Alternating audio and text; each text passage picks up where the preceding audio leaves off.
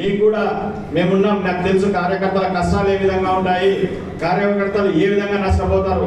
మీకు ఆ రోజు మీరు చెప్పినప్పుడు కొద్దిగా మేము ఏదైనా బాధపడి ఉండొచ్చు, మీకు స్పష్టంగా సమాధానం కొన్నిసార్లు ఇవ్వలేకపోయి ఉండొచ్చు. వేరే రకంగా భావించొద్దండి. కష్టపడిన నష్టపోయిన కార్యకర్తని చూసుకునే స్వభావం ఉన్న నాయకులం మేము. కాబట్టి ఒక్కటే మీరు ఆలోచన చేయాల్సింది, మన నాయకుడు ఎవరైతే ఉన్నారో ఆయన బాగుంటే నేను బాగుంటాను.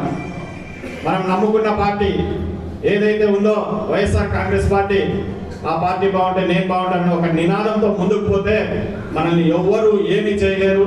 వచ్చే కష్టాలు కూడా తాత్కాలికం అని చెప్పి మన నాయకుడు జగన్మోహన్ రెడ్డి గారు ఆయన బాగున్నన్ని రోజులు నేను బాగుంటాను. మన పార్టీ వైఎస్ఆర్ కాంగ్రెస్ పార్టీ బాగున్నారు నేను బాగుంటాను అనే ఒక నినాదంతో మీరందరూ కూడా రేపటి నుంచి కార్యోన్ముక్తులై ఈ ప్రజా పోరాటంలో ప్రజలకు మద్దతుగా మనం అందరం నిలబడగలిగితే మనల్ని ఏ శక్తి ఆపలేదు, ఏ పోలీస్ ఆపలేడు, ఏ ఒక్క వ్యవస్థ కూడా మనల్ని ఆపలేదని మీకు తెలియజేసుకుంటూ, ప్రతిపక్షంలో ఉన్నాం, కష్టాలు అనేవి ఖచ్చితంగా ఉంటాయి.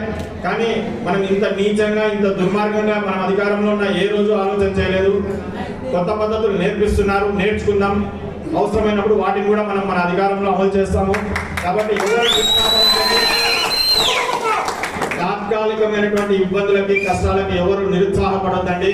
మీ వెంబడి పార్టీ ఉంది, జగన్మోహన్ రెడ్డి గారు ఉన్నారు, స్థానికంగా మేమున్నామని చెప్పి గుర్తుపెట్టుకొని రాబోయే కాలంలో పార్టీకి మీరందరూ కూడా వెన్నుదన్నుగా నిలబడి ఈ కార్యక్రమాన్ని ఈ రోజు ఏదైతే పార్టీ సంస్థాగత కార్యక్రమంగా ఏర్పాటు చేశామో ఈ కార్యక్రమాన్ని మీరు ప్రతి ఒక్కరు కూడా ఏదో వచ్చినాము వాళ్ళు ఏదో మాట్లాడారు పోయారని కాకుండా ఈ కార్యక్రమానికి ఒక ఎండ్ తీసుకురావాల్సిందిగా కోరుకుంటూ, అంటే ఈ యొక్క సభ్యత్వానికి ఐడెంటిటీ కార్డ్స్ కోసం మీరు ఇచ్చేటువంటి పేర్లని ఎంత వీలైతే తొందరగా ఇస్తారని ఆశిస్తూ ఇవ్వవలసిందిగా మిమ్మల్ని కోరుకుంటూ సెలవు తీసుకుంటాం.